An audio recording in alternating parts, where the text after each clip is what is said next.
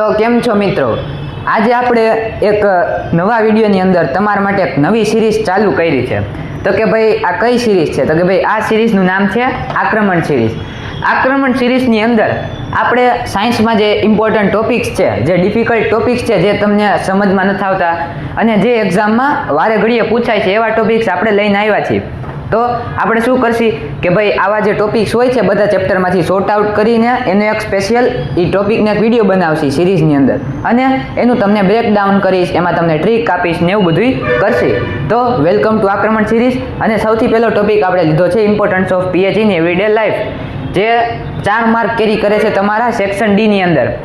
Done. તો આ ટોપિકમાં તમને ઇન્ટરનલ ટોપિક્સ 5 સબ પોઈન્ટ્સ તમને આપ્યા છે પીએચ ઇમ્પોર્ટન્સમાં. તો પહેલો ઇમ્પોર્ટન્ટ તમારે આ છે કે ભાઈ are plants and animals pH sensitive. તમને આવા ક્વેશ્ચન પૂછ્યા છે એઝ અ ટોપિક, પણ આપણે પૂછે તમને ક્વેશ્ચનમાં તો તમને કેમ પૂછશે કે ભાઈ write a short note on importance of pH in every day life. તો તમારે આ નથી લખવાનું, આવું કાંઈ લખવાની જરૂરત જ નથી. તમારે સીધું એમ લખવાનું કે plants and animals are pH sensitive.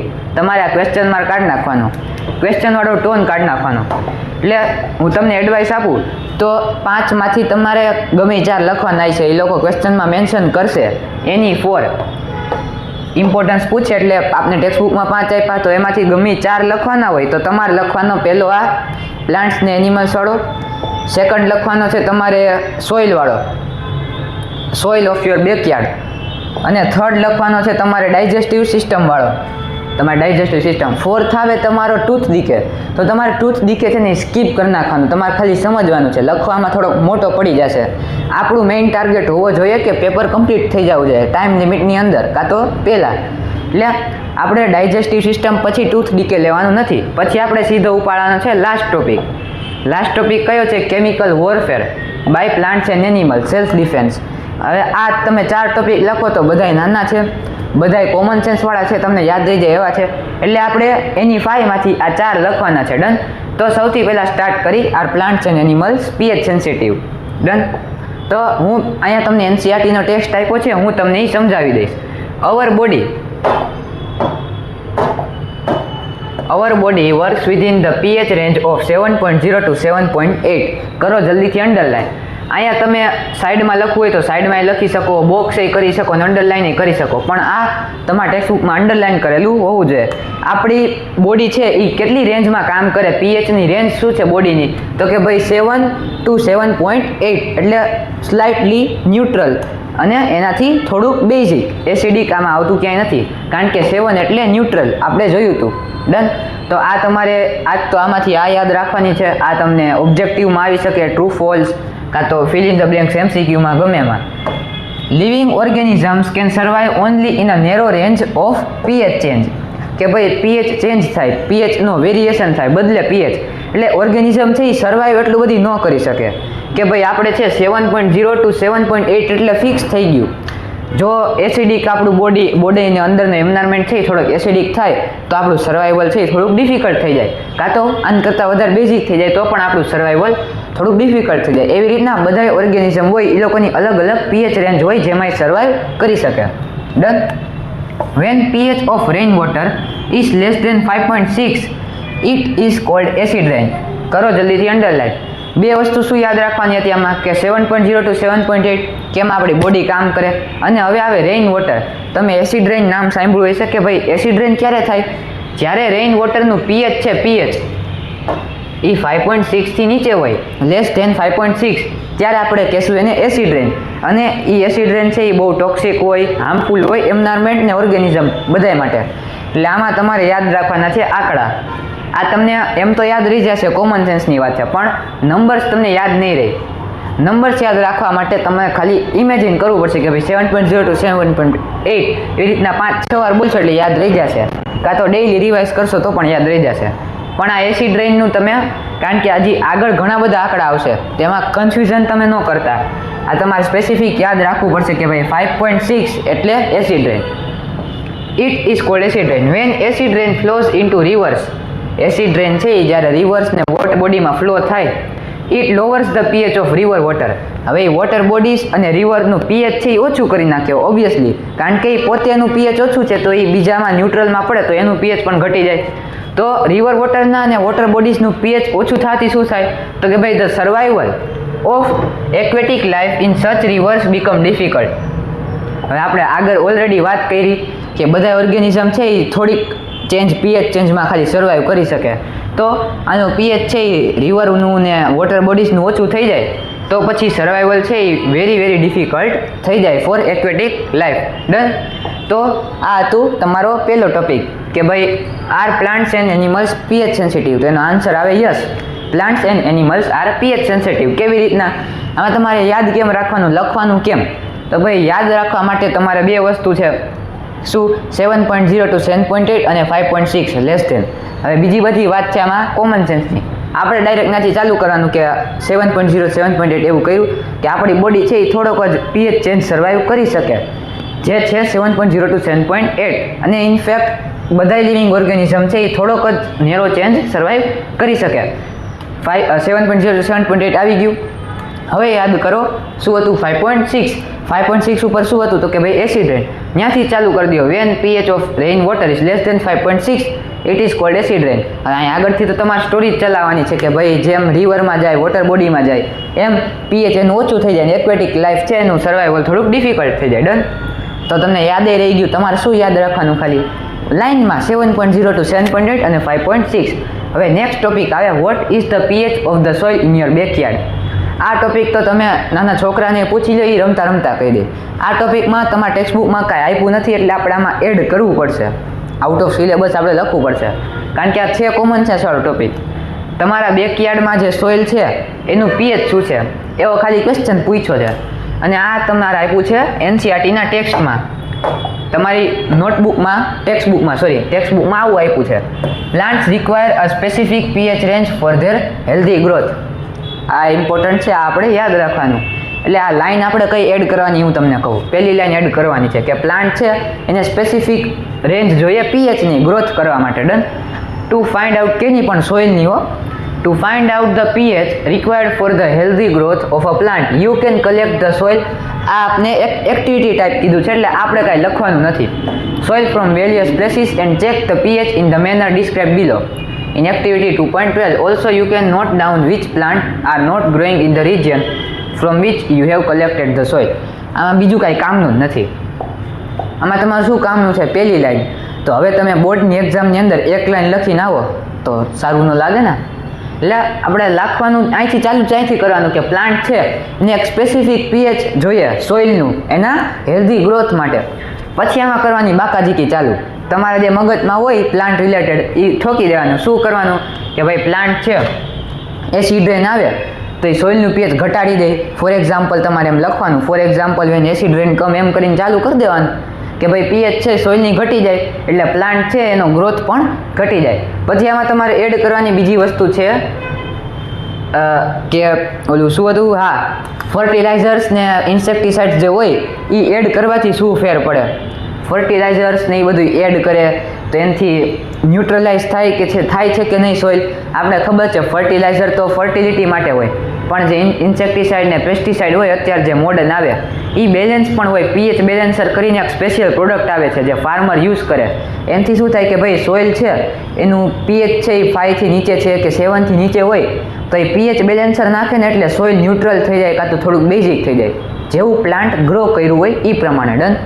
હવે તમારા સોઇલનું પીએચ છે એ બહુ એસિડિક હોય તો પણ પ્લાન્ટ નો ગ્રો થાય અને બહુ બેઝિક હોય તો પણ પ્લાન્ટ ગ્રો ન થાય. એને સ્લાઇટલી એસિડિક હોય તો થાય, સ્લાઇટલી બેઝિક જેવા પ્લાન્ટ એવી વેરિએશન આવે.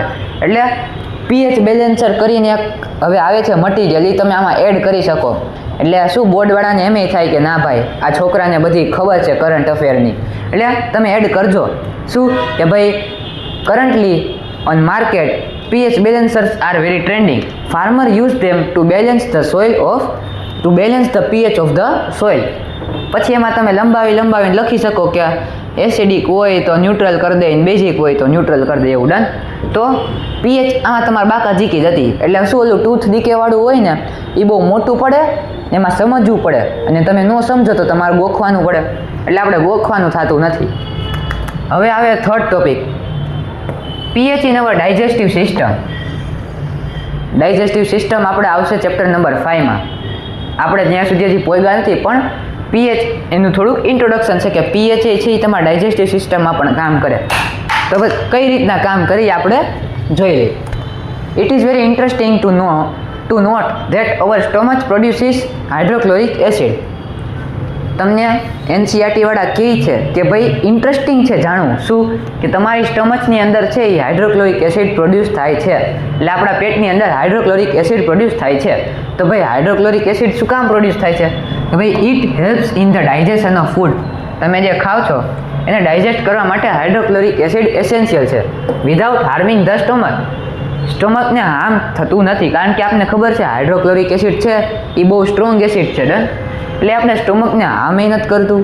અને બીજું શું કરે કે ભાઈ ડાયજેશનમાં હેલ્પ કરે food during ઇનડાઇજેશન.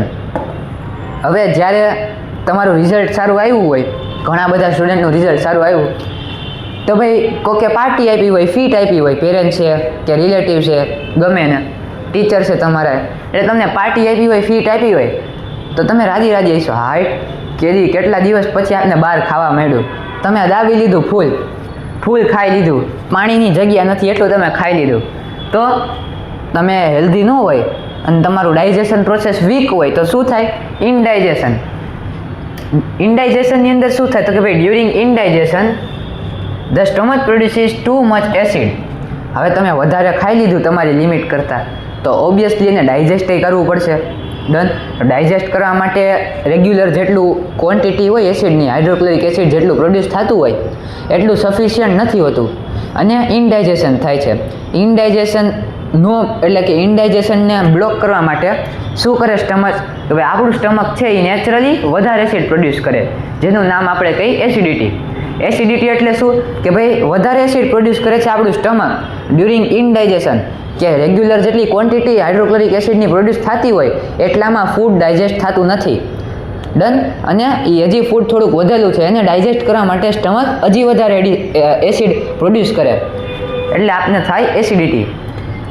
During indigestion the stomach produces too much acid and this cause pain and irritation. Acidity જેને નાની ઉંમરમાં હોય એ સારું ન કહેવાય. ડન. એટલે તમે હેલ્ધી ન કહેવાય, તમારે હેલ્ધી ખાવું જોઈએ. હેલ્ધી ખાવાથી પણ એવું કાંઈ નથી હો, તમારે હેલ્ધી લાઇફસ્ટાઈલ પણ ફોલો કરવી પડે જેથી તમને ઇનડાઇજેશન ન થાય. And this causes pain and irritation. હવે ઇનડાઇજેશનની અંદર થાય પેઇન અને ઇરિટેશન, તો એને બંધ કરવા માટે to get rid of this pain people use bases called antacids. હવે એસિડિટીને ક્યોર કરવા માટે, ઇનડાઇજેશનને ક્યોર કરવા માટે પીપલ શું યુઝ કરે? લોકો યુઝ કરે એન્ટાસિડ. એન્ટાસિડ એટલે એન્ટી એસિડ. એન્ટી એસિડનું શોર્ટ ફોર્મ કરી નાખ્યું એન્ટાસિડ. એન્ટી એસિડ એટલે શું કે ભાઈ એક્સેસિવ એસિડને ન્યુટ્રલાઇઝ કરી નાખે, એને કહેવાય anti acids. One such remedy must have been suggested by you at the beginning of this chapter. તમને કહે છે કે તમારે આવી રેમેડી સજેસ્ટ કરવી જોઈએ. This antacid neutralise the excess acid. જો આમાં કીધું કે ભાઈ એન્ટાસિડ છે એ એક્સેસ એસિડને ન્યુટ્રલાઇઝ કરી નાખે. Magnesium hydroxide MgOH twice milk of magnesia, a mild base છે is often used for this purpose. બધા શું કરે? મિલ્ક ઓફ મેગ્નેશિયાને યુઝ કરે ટુ ક્યોર એસિડિટી. તો આ તો તમને થોડીક બેઝિક નોલેજની વાત હતી. આ જે પીએચ ઇન સ્ટમચ વાળું હતું એમાંય કાંઈ જાજુ યાદ રાખવા જેવું નથી, પણ તમારે આમાં સ્ટાર્ટ કરવાનું છે ડાયજેશનથી કે ભાઈ આપણું સ્ટોમક છે હાઇડ્રોક્લોરિક એસિડ પ્રોડ્યુસ કરે છે, એ ડાયજેશનમાં હેલ્પ કરે છે વિધાઉટ હાર્મિંગ ધ સ્ટોમચ. પછી શું? ડાયરેક્ટ ઇનડાઇજેશનનો topic. During indigestion the stomach produces too much acid which cause burning pain and irritation. હવે એ બર્નિંગ પેઇન અને ઇરિટેશનને દૂર કરવા માટે to get rid of this people use bases called antacid. જે બેઝ ને એસિડનું આપણે જોયું હતું ન્યુટ્રલાઇઝેશન રિએક્શન ચેપ્ટર નંબર 2માં કે acid plus base give salt plus water neutralisation reaction. તો સિમિલરલી એનો કોન્સેપ્ટ અહીંયા યુઝ થાય કે જે બેઝ છે એક્સેસ એસિડને ન્યુટ્રલાઇઝ કરી નાખે. હવે તમારા વન સચ રેમેડીવાળી લાઈન કાઢી નાખવાની, પછી શું એડ કરવાનું કે આ એન્ટાસિડ છે એ એક્સેસ એસિડને ન્યુટ્રલાઇઝ કરી નાખે. તો ભાઈ એન્ટાસિડનું એક્ઝામ્પલ શું કે ભાઈ milk of magnesia MgOH twice cure માટે ઓફ એસિડિટી. હવે તમને તમારા ભાગ બહુ ખરાબ હોય તમારો લક તો તમને 2 માર્કમાં પૂછી લે શું તો કે ભાઈ anti acid what are antacids give one example કાં તો તમને પૂછી લે which situation is known as acidity, how it is created and how to get cure of this. એવા લેવલના ક્વેશ્ચન ન આવે તો સારું તમારા માટે. pH change is the cause of tooth decay. હવે આ તમારે કરવાનો છે સ્કીપ પણ સમજવો કમ્પલસરી છે. હું પણ સમજાવીશ ને તમારે પણ સમજવાનો છે. તમારે always option B backup plan રાખવો જોઈએ. તમને એવું ન થાય એટલે કે એવું એક્ઝામમાં ન થાય તમારે ભેગું તમને એકાદો ટોપિક ભૂલાઈ ગયો તો તમે શું કરશો? તમે યાદ રાખીને આવ્યા હતા ગમે 4 અને 5માંથી 4 યાદ રાખી આવ્યા હતા અને તમને એક ભૂલાઈ ગયો તો શું કરશો તમે? તમને ટૂથ ડીકે વાળો થોડો કંઈ આવડતો હોય તો તમે કાંઈક તો લખી શકો. ડન. એટલે રિસ્ક નહીં લેવાનું. ટૂથ ડીકે હું એક્સપ્લેન કરી દઉં. ટૂથ ડીકે થોડુંક મોટું છે બધાય કરતાં. Tooth decay starts when the pH of the mouth is lower than 5.5. આપણે ગુજરાતીમાં કહીએ છીએ દાંત સડી ગયા એને કહેવાય ટૂથ ડીકે. ટૂથ ડીકે ક્યારે સ્ટાર્ટ થાય ક્યારે ચાલુ થાય તો કે ભાઈ જ્યારે પીએચ છે માઉથનું બકલ કેવિટી માઉથ કેવિટી એનું પીએચ છે એ જ્યારે 5.5 થી નીચે જાય 5.5 થી નીચે પીએચ જાય એટલે એસિડિક ઓબ્વિયસલી કહેવાય ત્યારે ટૂથ ડીકે સ્ટાર્ટ થાય એટલે ત્યારે દાંતનો સડો ચાલુ થાય. Tooth enamel made up of calcium hydroxyapatite. ટૂથનો ઇનેમલ છે એનેમલ આ જે લેયર છે આપણા દાંતની એ કેનાથી બનેલી હોય? Calcium hydroxyapatite. A crystalline form of calcium phosphate.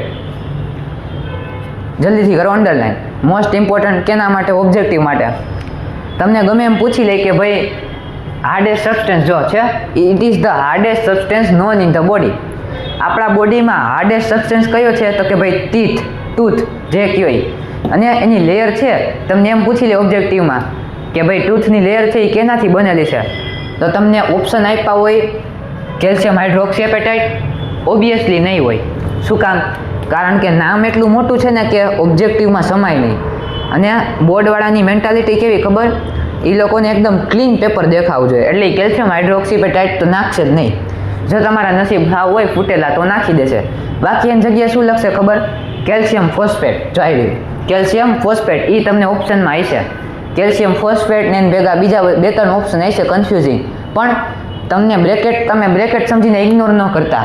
તમારે 2 વસ્તુ યાદ રાખવાની છે કે ભાઈ કેલ્શિયમ હાઇડ્રોક્સીએપેટાઇટથી ટૂથની લેયર બને અને કેલ્શિયમ હાઇડ્રોક્સીએપેટાઇટ શું છે તો કે ભાઈ crystalline form of calcium phosphate. Calcium ફોસ્ફેટનો crystalline form calcium hydroxyapatite. Done. અને એ શું છે તો કે ભાઈ hardest substance in the body. It does not dissolve in water. Obviously hard હોય એટલે આપણા દાંત છે એ થોડીના વોટરમાં ડિઝોલ્વ થઈ જાય. But it corrode when the pH in the mouth is below 5.5. હવે આમાં મેઇન કન્ફ્યુઝન શું થાય ખબર? આપણે પહેલા ટોપિકમાં આવ્યું હતું 5.6 acid rain. Are plants and animals pH sensitive. તો છોકરા શું કરે 5.5 ને 5.6 બે મિક્સ કરી આવે. એ શું કરે કે ભાઈ જ્યારે એસિડ રેનનું પૂછ્યું હોય ને ત્યારે એમાં 5.5 લખી આવે અને ટૂથ ડીકેનું પૂછ્યું હોય ત્યારે 5.6 કરી આવે. એટલે એવા કન્ફ્યુઝન માટે એવું કરતા નહીં. ટૂંકમાં એવું કન્ફ્યુઝન ન કરતા. તમે યાદ રાખી લો કે ભાઈ 5.6 એટલે એસિડ રેન, 5.5 પરફેક્ટ નંબર છે 5 એટલે 5.5 એટલે ટૂથ ડીકે. એટલું યાદ રાખી લો બીજું ઓટોમેટિક યાદ રહી જશે. ઓલું શું હતું સ્ટાર્ટિંગમાં 7.0 to 7.8 એ યાદ રહેવું જોઈએ. પછી એસિડ રેન ક્યારે થાય તો કે ભાઈ 5.6 થી ઓછું પીએચ હોય રેઇન વોટરનું ત્યારે એસિડ રેન થાય. હવે ટૂથ ડીકે ક્યારે ચાલુ થાય તો કે ભાઈ ટૂથ ડીકે ચાલુ થાય જ્યારે માઉથનું પીએચ હોય 5.5 થી નીચે. તો આટલા તમને આંકડાથી યાદ રહેવા જોઈએ. એક્ઝેક્ટ નંબર તમને યાદ રહેવા જોઈએ. ટ્રુ ફોલ્સમાં વેરી કન્ફ્યુઝિંગ થશે. તમને ટ્રુ ફોલ્સમાં તમે વિચારતા જ રહી જશો કે આમાં ટ્રુ કરું કે ફોલ્સ. એટલે મગઅપ ન કરતા, કન્ફ્યુઝ ન થતા, યાદ રાખી લો અત્યારથી જ. 2-3 દી તમે બોલશો, 2-3 દી સુધી રિવાઇઝ કરશો એટલે ઓટોમેટિક યાદ રહી જશે પરમનન્ટ. ડન. તો તમે યાદ રાખવાનું છે આટલું આંકડા ખાસ કરીને. નેક્સ્ટ કે ભાઈ વોટર છે એમાં કોરોડ નથી થતા પણ પીએચ જ્યારે 5.5 થી ઓછું થાય ત્યારે ટીથ કોરોડ ચાલુ થઈ જાય. જ્યારે ડિઝોલ્વ નથી થતા પણ કોરોડ થઈ જાય. હવે કોરોડ શું કામ થાય છે એનું રીઝન છે bacteria. Bacteria is present in the mouth produce acids by degradation. આપણા માઉથની અંદર નેચરલ જે બેક્ટેરિયા હોય ડાયજેશનમાં હેલ્પ કરે પણ એ શું થાય કે જ્યારે તમારું 5.5 થી પીએચ ઓછું થાય અને તમે ફૂડ તમે ઈટ કરો અને પછી તમે તમારું માઉથ ક્લીન ન કરો bacteria present in the mouth produces acid. હવે ઓબ્વિયસલી બેક્ટેરિયા છે એ લિવિંગ ઓર્ગેનિઝમ છે, તેને કંઈક ખાવા તો જોશે, તો એ શું કરશે? સુગરને ખાશે, એને ડિગ્રેડ કરશે અને પ્રોડ્યુસ કરશે એસિડ. એસિડ પ્રોડ્યુસ કર્યું, પીએચ શું થયું? ઘટી ગયું, માઉથનું 5.5 વયું ગયું. હવે તમારા ટીથ સાથે કોરોડ. એટલે આમાં તમને એક હાઇજીનની વાત આવી ગઈ કે તમે જ્યારે ગમે નાસ્તો કરો તો તમે ચીગમ ભેગી રાખો, કાં તો વોટરથી ક્લીન કરી નાખો, કાં તો બ્રશ કરતા હોય બ્રશ કરી લ્યો. એટલે જેનાથી શું થાય? પીએચ તમારું ઓછું ન થાય ને બેક્ટેરિયા છે એ સુગરને ડિગ્રેડ કરી શકે નહીં. એટલે પીએચ એનાથી ઓછું થાય જ નહીં કોઈ દી. Done. And food particles remaining in the mouth after eating. Bacteria છે એ એસિડ પ્રોડ્યુસ કરે, સુગર કાં તો જે ફૂડ પાર્ટિકલ તમારા ટીથમાં ફસાઈ ગયેલા હોય કે જે પાર્ટિકલ વધેલા હોય એને ખાઈને એને ડિગ્રેડ કરીને એસિડ પ્રોડ્યુસ કરે, જેનાથી તમારું ટૂથ ડીકે થાય. હવે એ લોકો આપને NCERT વાળા રેમેડી આપે. The best way to prevent this is to clean the mouth after eating. મેં કીધું એવી રીતના using toothpaste which are generally basic. Highly recommended કે તમે જે ટૂથપેસ્ટ વાપરો એ બેઝિક નેચરમાં હોવી જોઈએ. તમે એમનેમ નામ ઉપરથી ન લઈ લેતા, નામ નથી લેવું, કોન્ટ્રોવર્સી થઈ જાય. એટલે આપણે બેઝિક ટૂથપેસ્ટ આપણે પૂછવાનું ન ખબર હોય તો કાં તો તમે બોક્સ હોય એની પાછળ તમારે જોઈ લેવાનું. બેઝિક હોય એમાં લખેલું હોય રિયલી બેઝિક છે તો ભાઈ એમાં તમને સોડિયમ કે ફ્લોરિન કે એવું દેખાય એટલે ઉપાડ લેવાની સીધી. ડન. ફ્લોરાઇડ ખાસ કરીને નેસેસરી છે તમારા ટીથ માટે. For cleaning the teeth can neutralise the excess acid. હવે જો બાય ચાન્સ તમારું માઉથ છે એ 5.5થી નીચે ગયું કે 5 સુધી પહોંચી ગયું તો તમે શું કરશો? બ્રશ કરશો એટલે ઓટોમેટિકલી ન્યુટ્રલાઇઝ થઈ જશે એસિડ જે પ્રોડ્યુસ બેક્ટેરિયાએ કર્યું એ. ડન. કારણ કે આપણી ટૂથપેસ્ટ છે બેઝિક અને આપણું માઉથ છે એસિડિક. બેઝિક ને એસિડિક શું થાય? Neutralisation reaction and prevent tooth decay. એની બેસ્ટ રેમેડી. બાકી તો પછી તમારે દાંત આખો કઢાવવો પડે, એ જે આપને ફાવશે નહીં. ડન. તો આ તો ટૂથ ડીકે બહુ મોટું છે, જેને લખવું હોય લખજો, હું ના નથી પાડતો, પણ તમારા ટાઈમ માટે અને તમને ઇઝી પડે એ પ્રમાણે સ્કીપ કરજો. એડવાઇસ છે એક. કારણ કે આવડું મોટું તમે લખશો ત્યાં તમારા 2 ટોપિક લખાઈ જશે, એટલે બીજું કાંઈ નહીં, યાદ રહી જાય, બધાને યાદ રહી જાય. કાંઈ નથી, જો તમારે સ્ટાર્ટ કરવાનું ટૂથ ડીકેથી ચાલુ કરી દેવાનું. ટૂથ ડીકે નામ છે તો એના ઉપર જ વાત કરવાની હોય ઓબ્વિયસલી. તો તમારે યાદ રાખવાનું હતું 5.5. Tooth decay starts when the pH of mouth lower than 5.5. પછી ચાલુ કરી દેવાનું ઇનેમલ કેનાથી બને? Calcium hydroxyapatite. પછી આ તમે બ્રેકેટમાં લખવું હોય, જેને યાદ હોય લખો તો ચાલે. હાર્ડેસ્ટ સબસ્ટન્સ છે બોડીમાં. વોટરમાં કોરોડ નથી થતો પણ 5.5થી નીચે જાય એટલે કોરોડ થાય. પછી એનું રીઝન લખો. Bacteria are the reason. પછી તમારા ફૂડ પાર્ટિકલ જે રિમેનિંગ હોય, જે સુગર વધ્યું હોય એને ખાઈને ડિગ્રેડ કરીને એસિડ પ્રોડ્યુસ કરે. હવે એની રેમેડી લખો. રેમેડી શું છે એની? કે ભાઈ clean the mouth after eating, કાં તો બેઝિક ટૂથપેસ્ટ યુઝ કરો. બસ પૂરું, કાંઈ નથી. હવે આવે તમારો લાસ્ટ ટોપિક જે છે ખાલી 3 લાઇનનો, પણ આપણે 3 લાઇનનો લખવાનો નથી, આપણે લખવાનો 4 લાઇનનો. ડન. આપણે 1 લાઇન વધારે લખવાની.